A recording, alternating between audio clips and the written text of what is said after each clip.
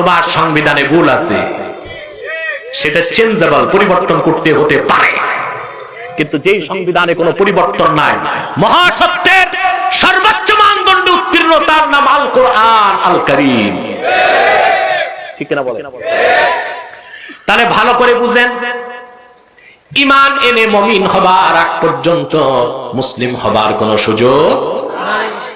একটি সূচের পেছনের ক্ষুদ্র দিয়ে একটা উটো যদি যেতে পারে, কিন্তু কোন মানুষ পরিপূর্ণভাবে কোরআন হাদিসের উপর ঈমান না এনে মুমিন না হয়ে সে কোনোদিনও মুসলিম হতে পারবে না। সুবহানাল্লাহ। আগে কি ঈমান, তারপরে কি ইসলাম? কথা বলেন, আগে কি তারপরে কি? আপনাকে আরেকটা প্রকৃষ্ট উদাহরণ দিচ্ছি কোরআন শরীফ থেকে। হযরত ইব্রাহিম আলাইহিস সালাম ছোট মানুষ, ওনার বাড়ি ছিল ইরাকের বাবেল। কোথায়? আপনার কথা না বললে আমি নেমে যাবো মাইক ছেড়ে। আমি নিজেও বোবা না, শ্রোতা বোবা থাকতেও চাই না। এই জি জি করতেছেন, জবাব ঠিক মতো দেন না। ইব্রাহিম আলাইহিস সালামের বাড়ি কোথায় ছিল? বাবেল। কোথায়? ইরাকের বাবেল। এখন মানচিত্রে তার নাম পরিবর্তন হয়ে গেছে। সেখানে পৃথিবীর একটা আশ্চর্য ছিল, যাকে বলা হয় বেবিলনের ঝুলন্ত উদ্যান। শুনছেন আপনারা? ঠিক কিনা বলেন? সেই বাবেলে ছিল হযরত ইব্রাহিম আলাইহিস সালামের বাড়ি। তিনি নমরুদ তাকে হত্যা করবেন বলে ওনার মা ওনাকে গোপনে লালন পালন করেছে পাহাড়ের গুহায়। সুবহানাল্লাহ। উনি যখন পরিণত হলেন, ধীরে ধীরে বড় হলেন, এক সময় তিনি বুঝতে পারলেন যে এই যে সূর্য পূজা, চন্দ্র পূজা, মূর্তি পূজা, এই সব হচ্ছে বেহুদা, বেকার, শিরক। ইবাদত হবে একমাত্র আল্লাহ। একদিন তিনি দাঁড়িয়ে আছেন তার বাড়ির সামনে, আর ওনার সামনে বসেছিল অসংখ্য মূর্তি পূজারী। কারা? শুধু মূর্তি পূজারী না, প্রকৃতি পূজারী, যারা নক্ষত্রের পূজা করত, কেউ আকাশ পূজা করত, কেউ সূর্য পূজা করত, কেউ চন্দ্র পূজা করত। ইব্রাহিম আলাইহিস সালাম বের হলেন, আকাশের দিকে তাকায় দেখেন পূর্ণিমার চাঁদ তার দুগ্ধ ফেনশিব আলোতে গোটা জনপদকে ঝলমল করে দিয়েছে। সুবহানাল্লাহ বলবেন না? তার আগে দেখলেন নক্ষত্র জ্বলজ্বল করছে। নক্ষত্রের দিকে তাকায় তিনি বললেন, আল্লাহ পাক বলেন, ফালাম্মা জান্না আলাইহিল লাইলু রাআ কাওকাবা ক্বালা হাযা রাব্বী ফালাম্মা আফালা ক্বালা লা উহিব্বুল আফিলিন। আল্লাহ রাব্বুল আলামিন বলেন, ইব্রাহিমকে যখন রাত আচ্ছন্ন করে ফেললো সবকিছুকে, ইব্রাহিম আকাশের দিকে তাকায় দেখলেন নক্ষত্রকে। তিনি বললেন, হাযা রাব্বী, এটা আমার রব। ফালাম্মা আফালা, যখন চাঁদের আলোতে তা ম্লান হয়ে গেল, তিনি বললেন, লা উহিব্বুল আফিলিন, ম্লানশীল আরেক ক্ষমতার কাছে যার ক্ষমতা খর্ব হয়, এইরকম অপরিপূর্ণ কোন সত্তাকে আমি ইব্রাহিম রব মানতে পারি না। কথা বুঝতেছেন আমার ভাইরা? তারপরে আল্লাহ তাআলা বলেন, হযরত ইব্রাহিম তাকায় দেখলেন চাঁদ। আল্লাহ পাক বলেন, ফালাম্মা রাআল কমারা বাযিগান ক্বালা হাযা রাব্বী। চাঁদ দেখলেন, চাঁদ দেখে বললেন, এইটা আমার রব। চাঁদ যখন ম্লান হয়ে গেল, তিনি বললেন, না, এটা আমার রব হতে পারে না। সকালবেলা দেখলেন সূর্য, সূর্যের দিকে তাকায় বললেন, ফালাম্মা রাআশ শামসা বাযিগাতান ক্বালা হাযা রাব্বী হাযা আকবার। সূর্যটা দেখে বললেন, এটা আমার রব, এটা বড়। কথা বুঝতেছেন? এইটা সবচেয়ে বড়, এটা আমার রব। আল্লাহ পাক বলেন, সূর্য যখন ডুবে গেল, তিনি বললেন, না, এই একটা রব না। এখন একটা আকীদার মাসালা ভালো করে বুঝে নেন। তাহলে কি বলবেন কিছু সময়ের জন্য ইব্রাহিম আলাইহিস সালাম চাঁদ, সূর্য আর তারকাকে রব মানছিলেন নাকি? প্রশ্ন আসে কিনা? যদি কিছু সময়ের জন্য তিনি তারকাকে রব মেনে থাকেন, চাঁদকে রব মেনে থাকেন, তাহলে ওটা শিরক হইছে না? আল্লাহর কোন নবী নবুয়ত পাওয়ার আগে তো, পরে তো প্রশ্নই আসে না, আগেও কোন শিরক করে নাই, কোন কুফর করে নাই, কোন হারাম কাজ করে নাই। ঠিক কিনা? এটা আকীদা ইসমাতে আম্বিয়া, আল্লাহর যত নবী এসেছেন আল্লাহর কাছ থেকে সব নিষ্পাপ ছিলেন। এটাই হচ্ছে আহলুস সুন্নাহ ওয়াল জামাতের আকীদা ও বিশ্বাস। এখানে যদি সামান্যতম সন্দেহ করেন আপনার ঈমান নষ্ট হয়ে যাবে। ঈমান কি হবে? নষ্ট হবে। পরিষ্কার ফখরুদ্দিন রাজি রাহমাতুল্লাহ বলেছেন, মান আনকারা ইসমাতাল আম্বিয়া ফাকান্নামা আনকারা রিসালাত জামিল আম্বিয়া। আল্লাহ নবীগণ নিষ্পাপ এই বিশ্বাস যার নাই, সে লক্ষাধিক নবীকে অস্বীকার করলেন। ঈমান থাকবে? থাকবে ঈমান? তাহলে জবাব কি? ইব্রাহিম আলাইহিস সালাম যখন বলেছেন তারকা আমার রব, বলছেন কিনা? আরে মাতো না ভাই, চাঁদ আমার রব, সূর্য আমার রব, এটার জবাব কি? এটা সবচেয়ে সুন্দর ব্যাখ্যা করেছেন ইমাম হাফেজ জালালউদ্দিন সুয়ুতী। তিনি বলেন, তিনি যখন বলেছেন তারকা আমার রব, এটা তার বিশ্বাস ছিল না। ওনার সামনে দাঁড়ায় ছিল তারকার পূজারীরা, তিনি তাদেরকে হেদায়েত করার জন্য বলেছেন, হাদা রব্বি আলা জামিকুম, তোমাদের ধারণা অনুযায়ী এটা আমার রব। যখন তারকা নিভে গেল, তিনি বুঝাই দিলেন, তোমরা যেটারে খোদা মানো এটা খোদা নয়, এটা বেহুদা। ঠিক কি না? যখন তিনি চাঁদকে বললেন হাদা রব্বি, ওনার সামনে ছিল চন্দ্র পূজারীরা, তিনি বলেছেন হাযা রব্বি আলা জামিকুম, তোমাদের ধারণা অনুযায়ী এটা আমার রব। চাঁদ যখন ডুবে গেল, তিনি বললেন, দেখো এটাও রব হতে পারে না, এটাও খোদা নয়, এটাও বেহুদা। সূর্যটা বড়, ঠিক কিনা? শুধু বড়, পৃথিবীর থেকে 13 লক্ষ গুণ বড়, ঠিক কিনা? সূর্যকে যখন তিনি দেখালেন, ওনার সামনে দাঁড়ায় ছিল সূর্য পূজারীরা। সূর্য যখন ডুবে গেল, তিনি তাদের চোখ কান খুলে দিলেন, এটাও খোদা হতে পারে না, এটাও বেহুদা। এবার তিনি আল্লাহর উপর ঈমানের ঘোষণা দিলেন, শোনো এরা কেউ রব নয়, রবকে শোনো। ইন্নী ওয়াজ্জাহতু ওয়াজহিয়া লিল্লাযী ফাতারাস সামাওয়াতি ওয়াল আরদা হানিফান ওয়া মা আনা মিনাল মুশরিকিন। পড়েন, নামাজে পড়েন, মনে মনে বলে হুজুর নামাজই তো পড়ি না। নামাজে পড়েন, আমি যেভাবে বুঝালাম এইভাবে বুঝে শুনে কি পড়েন? কথা বলেন। প্রতিদিন মুসাল্লায় পড়ে, দোয়াটা একবার পড়ে। সেজন্য আপনাদের মধ্যে অনেকেই আছে নামাজ পড়ে আল্লাহর কাছে ওয়াদা করতেছে ইন্নী ওয়াজ্জাহতু, ঠিক কিনা? নামাজের বাইরে যে আবার দেখা যাচ্ছে পীরকে সাজদা করছে, কেউ ভাস্কর্য পূজা করছে, কেউ সৌদের পূজা করছে, কেউ মিনারের পূজা করছে। কারণ সে যে নামাজে ইন্নী ওয়াজ্জাহতু বলেছে, এটা সে নিজেও বুঝে নাই, ঠিক কিনা? এইরকম লোক যদি 80 বছর নামাজ পড়ে, 40 বছর নামাজ পড়ে, নামাজের কারণে সে কি ফলাফল পাবে? সমাজে দেখবেন অনেক লোক আছে নামাজ পড়তে পড়তে কপালে একটা বাক্কারা, দেখছেন? হ্যাঁ, নামাজও পড়তেছে, বাক্কারা পড়ে গেছে, কিন্তু সমানে সুদ খায়।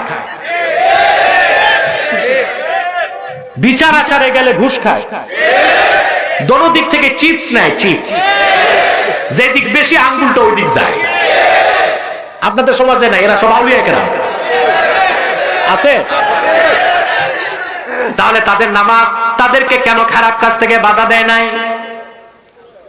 তার কারণ তার নামাজটা হয়তোবা সুন্নত তরিকায় হয় নাই, নেক নিয়তে হয় নাই। নামাজের যে মূল উদ্দেশ্য তা সে বুঝতে পারে নাই। 40 বছর শুধু কপাল ঠেকালো আর শুধু উঠা বসা করলো, তার নামাজ তো নামাজই হয় নাই, ঠিক কিনা? আসেন আমার বিষয় বুঝাই। ইব্রাহিম আলাইহিস সালাম কি বললেন?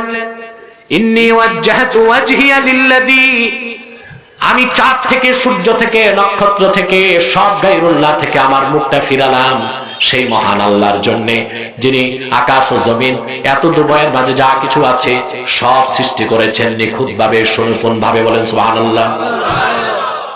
হযরত ইব্রাহিম প্রমাণ দিলেন কিসের? ঈমান। আমি বলতেছি আগে ঈমান, তারপরে কি ইসলাম। হযরত ইব্রাহিম এই যে প্রমাণ দিলেন, এটা কি? ঈমানের প্রমাণ। সুবহানাল্লাহ বলবেন না? কিসের প্রমাণ? ইমানের প্রমাণ দেবার পরে আল্লাহর পক্ষ থেকে হুকুম আসলো তার উপর, ওয়া ইদ ক্বালা লাহু রাব্বুহু আসলিম ক্বালা আসলামতু লিরাব্বিল আলামিন। মুহাম্মদ সাল্লাল্লাহু আলাইহি ওয়াসাল্লাম স্মরণ করুন আপনি সেই সময়ের কথা। আপনার রব যখন ইব্রাহিমকে বললেন, ইব্রাহিমের রব যখন ইব্রাহিমকে বললেন আসলিম, তুমি মুসলিম হও। আমি কথা বুঝাতে পারতেছি? আগে প্রমাণ দিলেন ইব্রাহিম আলাইহিস সালাম কিসের? একটু জোরে বলতে হবে। এবার আসলো কি? তাহলে আগে ইসলাম না আগে ঈমান? আগে ইসলাম না আগে ঈমান? কেন বুঝাচ্ছি? তোমার বাংলাদেশে এমন মানুষ আছে আল্লাহর কোরআনের কয়েক হাজার আয়াত বিশ্বাস করে না, কিন্তু সে নিজকে মুসলিম দাবি করে। আছে না নাই? আছে। আল্লাহর কোরআনকে বিশ্বাস করে না, আল্লাহর কোরআনের অর্থ ব্যবস্থা বিশ্বাস করে না, আল্লাহর কোরআনের রাজনৈতিক ব্যবস্থা বিশ্বাস করে না, আল্লাহর কোরআনের আইনকে বিশ্বাস করে না, আকীদার বড় বড় ঈমানের বিষয়গুলোকে বিশ্বাস করে না। শুধুমাত্র কয়েক ওয়াক্ত নামাজ পড়ার দ্বারা আর রেজিস্টার খাতায় মুসলিম নাম থাকার দ্বারা সে নিজকে মুসলিম দাবি করছে না। আল্লাহর কোরআনের একটি আয়াতের, একটি শব্দের, একটি অক্ষরকে যে বিশ্বাস করে না সে বেঈমান, অমুসলিম, কাফের, তাতে কোনো সন্দেহ না। এরকম লোক বাংলাদেশে আসে না? তা আমি বক্তব্য কেন রাখতেছি তাও কি বুঝতেছেন? ওদেরকে চিনতে হবে, ওদেরকে চিনতে হবে, কারণ ওরা হচ্ছে মুনাফিক এবং জিন্দিক। তারা ভিতরে থেকে মুসলিম পরিচয় দিলে গোটা জাতি সত্তাকে ধ্বংসের চেষ্টা করবে। আল্লাহর কোরআনের একটি আয়াতকে কেউ অস্বীকার করলে, সব একটি শব্দকে, একটি অক্ষরকে কেউ অস্বীকার করলে মুসলমান হতে পারবে না। তাহলে আমি কথা বুঝাতে পারলাম? আগে ঈমান এনে আপনি হবেন মুমিন, তারপরে ইসলামে ঢুকে হবে মুসলিম। এই জন্য আল্লাহ বলেছেন, হে ঈমানদারগণ, ইয়া আইয়ুহাল্লাযীনা আমানু উদখুলু ফিস সিলমি কাফা, মুমিনগণ তোমরা ইসলামে প্রবেশ করো পরিপূর্ণভাবে। এখন বলেন তো আগে কি? ঈমান। সব কিছুর মূল হলো ঈমান। কিন্তু আমার বড় দুঃখ, আপনারা বাংলাদেশের মানুষ সব বুঝলেন, শুধু ঈমানের দামটা বুঝেন না। সেজন্য আপনারা দল ঠিক রাখতে যে, আপনারা নেতা নেত্রী ঠিক রাখতে যে, আপনাদের ব্যবসা ঠিক রাখতে যে, আপনাদের চাকরি ঠিক রাখতে যে, আপনারা ঈমানকে বিক্রি করে দেন। স্টেজ উঠানামাটা বন্ধ করে। যেমন আপনারা দেখেন, আপনারা কত দুর্বল চিত্তের মানুষ বোঝা যায় নির্বাচনের আগের রাতে। সত্য? কুরবানির সময় এক একটা ভেড়া বকরির দাম হয় 10,000 12,000 টাকা, আর নির্বাচনের রাতে এই দেশের মুসলমানের দাম হয় মাত্র 1000 টাকা 1200 টাকা। আফসোস মুসলমান, আপনারা ঈমান আর ইসলামের মর্যাদা বুঝেন না। উম্মতে মুহাম্মদী হিসেবে আপনার মর্যাদা কি তা বুঝলেন না বলে নেতার কারণে, নেত্রীর কারণে, দলের কারণে, ব্যবসার কারণে, চাকরির কারণে কিংবা নগদ কিছু পাওয়ার আশায় ঈমান বিক্রি করে ফেলেন। ঈমান থেকে সরে যান, ইসলাম থেকে সরে যান। ঠিক কিনা বলেন? একজন মানুষ যদি ঈমানদার হয় তার ঈমানের দাম কত বেশি, আমি ছোট্ট একটা উদাহরণ দিচ্ছি আবু দাউদ শরীফ থেকে। সুনানে আবি দাউদ সাক্ষী, ১৫০০ বছর আগে আল্লাহর আখির নবী মুহাম্মদ সাল্লাল্লাহু আলাইহি সাল্লামের কাছে সাহাবায়ে কেরামের সঙ্গে মদিনা মুনাওয়ারার এক ইহুদি যুবক সব সময় বসতো, আল্লাহর হাবিবের নূরের চেহারার দিকে তাকায় থাকতো। আর হাদিস সাক্ষী, নূর নবীজি আমার মুহাম্মদ সাল্লাল্লাহু আলাইহি ওয়াসাল্লাম যখন জুতা মোবারক খুলতেন, সেই ইহুদি যুবক জুতা মোবারকটা হাতে নিয়ে তার বুকের সঙ্গে লাগায় রাখতেন। দেখা গেল একদিন যুবকটি আর আসতেছে না। আল্লাহর হাবিব সাল্লাল্লাহু আলাইহি ওয়াসাল্লাম সাহাবায়ে কেরামকে জিজ্ঞেস করলেন, ফুলান ইবনু ফুলান কোথায়? অমুকের পুত্র অমুক আসে না কেন? সাহাবায়ে কেরাম বললেন, ইন্নাহু মারিদা মারদান শাদীদা, সে খুব অসুস্থ ইয়া রাসূলুল্লাহ সাল্লাল্লাহু আলাইহি ওয়াসাল্লাম, মনে হয় সে আপনার কদমে আর আসতে পারবে না, কারণ সে মৃত্যু যন্ত্রণায় ছটফট করছে। হাদিস সাক্ষী, আল্লাহর হাবিব সাহাবায়ে কেরামকে বললেন, সাহাবীরা চলো আমরা একটু যুবকের বাড়ি যে তারে দেখে আসি। উম্মতে মুহাম্মাদী, আপনারা সুন্নাত থেকে অনেক দূরে। মানবতা কি জিনিস তা আল্লাহ রাসূল শিক্ষা দিয়েছেন। সবচেয়ে বেশি মানবিক হয় মুসলমান, কিন্তু আপনারা মানবিকতা থেকে অনেক দূরে সরে যাচ্ছেন। দুশ্মনী কোথায় গেছে? সালাম দেওয়ার আগে টুপি দেখে, আমার মতো টুপি কিনা নাকি? তাই তো হচ্ছে বাংলাদেশে। তারপরে কোলাকুলি করার আগে দেখে জুব্বা আমার মতো কিনা। হ্যাঁ, একসাথে বসে একটু কথা বলবে দেখে আমার মাসলাকের কিনা। আরে ভাই মনে রাখবেন, মাসলাক যার যার, দ্বীন ইসলাম সবার। আবার বলছি, মাসলাক যার যার, দ্বীন ইসলাম সবার। এই মহান আদর্শের কারণে সৈয়দ আহমদ বেরেলী, শাহ কারামত আলী জনপুরি রহমতুল্লাহ, তার উত্তরসূরিগণ গোটা উপমহাদেশে আল্লাহর দ্বীনের ঝান্ডাকে কায়েম করতে পেরেছেন। সংকীর্ণতাকে তারা দূর করেছেন, প্রশস্ত হৃদয়ে কাজ করেছেন। মাসলাক যার যার, দ্বীন ইসলাম সবার। আমার মাসলাক আমার কাছে, তোমারটা তোমার কাছে, ঠিক কিনা? কিন্তু ইসলামের সুমহান স্বার্থ রক্ষায় আর মুসলমানদের মৌলিক দাবি আদায়ে সকল মাসলাকের মুসলমান, সকল পীরের মুরিদ, সকল মাদ্রাসার ছাত্রকে ঐক্যবদ্ধ হবার শপথ নিতে হবে বাংলাদেশে, ঠিক কিনা? আমরা আজকে সালাম দেওয়ার আগে টুপি দেখি কেন ভাই? যার মাথায় টুপি নাই তার একটা টুপি দেন নাকি? যদি আপনি সালাম দেওয়ার আগে টুপি দেখেন যে আমারটা গোল, তারটা লম্বা, তারটা পাস করলি, তাহলে তো ভাই সমস্যা কি হবে? যে টুপি পরে না সে ওয়াদা করবে জিন্দেগিতে টুপি লাগবে না। আমি এক প্রবীণ বক্তার মুখে শুনেছি, বুঝলেন, এরকম ঘটনা ঘটছে বাংলাদেশে, যে এক জায়গায় বলছে যে তুমি টুপি কোনটা পরো, বুঝলেন? মানে যার টুপি নাই তারা বলছে টুপি কোনটা পরবা? বলে ভাই আমি নামাজি পড়ি না, টুপি পরারই দরকার, ঠিক কিনা? তাহলে মানবিকতা ইসলাম শিক্ষা দিয়েছে। আল্লাহর হাবিব সাল্লাল্লাহু আলাইহি ওয়াসাল্লাম সাহাবা একরামকে নিয়ে চলে গেলেন মদিনা মুনাওয়ারাতে সেই ইহুদি যুবকের বাড়িতে। যুবক রাহমাতুল লিল আলামিন সাল্লাল্লাহু আলাইহি ওয়াসাল্লামকে দেখে শোয়া থেকে বসে গেছে। কুশল বিনিময়ের পরে আল্লাহর হাবিব যুবকটিকে বললেন, যুবক তুমি আমার কদমের সামনে অনেক সময় দিয়েছো, আমার কথা মনোযোগ দিয়ে শুনেছো, কিন্তু কাল কিয়ামতের দিন আমি রাসূল তোমার কোনো উপকার করব না। আল্লাহর হাবিব কিসের দাওয়াত দিলেন বলেন তো? পিছনের ভাইরা বলবেন না। আমি একটা মেসেজ দিতে চাচ্ছি আপনাদের, একটা বার্তা। এই বার্তাটা দিয়ে, সেটা কি? সূরা বাকারা 208 নম্বর আয়াতে আল্লাহ কি বলতে চেয়েছেন এই বার্তাটা দিয়ে আমি মুনাজাত করে দিচ্ছি। একটি লোক উঠা বসার চেষ্টা করবেন না, পারবেন তো ইনশাআল্লাহ? আর ইনশাআল্লাহ অল্প কিছু সময়। মাশাআল্লাহ, আমি খুশি হলাম যে আপনারা কথাগুলো বুঝতেছেন। আল্লাহর হাবিব হুজুর নূর সাল্লাল্লাহু আলাইহি সাল্লাম কিসের দাওয়াত দিলেন? কালেমার দাওয়াত।